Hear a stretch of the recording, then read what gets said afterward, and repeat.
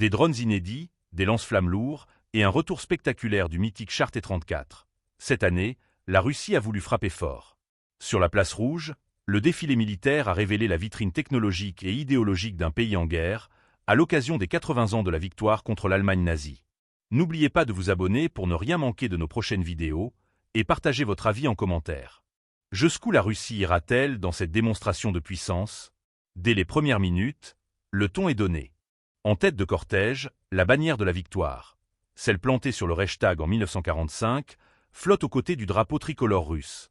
Un symbole fort, utilisé comme ancrage historique pour un discours résolument contemporain.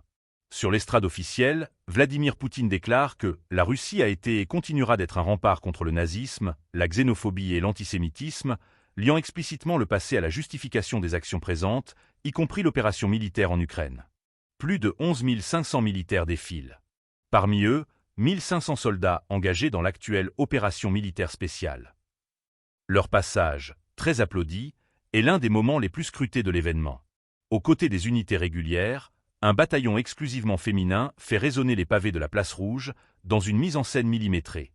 Mais ce sont surtout les machines qui impressionnent. Le char T-34, emblème soviétique de la Seconde Guerre mondiale, rouvre la marche mécanisée. Derrière lui, les fleurons de l'arsenal russe s'enchaînent dans un ballet de métal. Systèmes de missiles balistiques intercontinentaux IARS, véhicules blindés Typhoon, transporteurs de troupes blindés BTR et chars de combat modernes. La puissance brute est mise en avant, sans nuance, dans une démonstration musclée. Parmi les nouveautés, plusieurs armements font leur toute première apparition sur la place rouge. Le canon automoteur de 152 mm Gyat-5K, le système d'artillerie à roue Malva et les nouvelles versions des lance-roquettes multiples Tornado S. Autre innovation remarquée, les lance-flammes Lourtos 2, un armement redouté pour ses effets dévastateurs. La séquence la plus marquante reste toutefois la présentation d'une colonne entière de drones russes.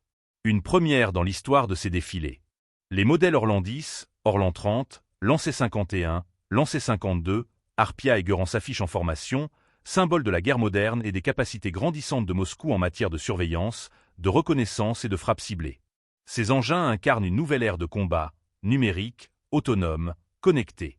Au-delà de la célébration mémorielle, ce défilé prend des allures de messages politiques adressés à la fois à la population russe et à la communauté internationale.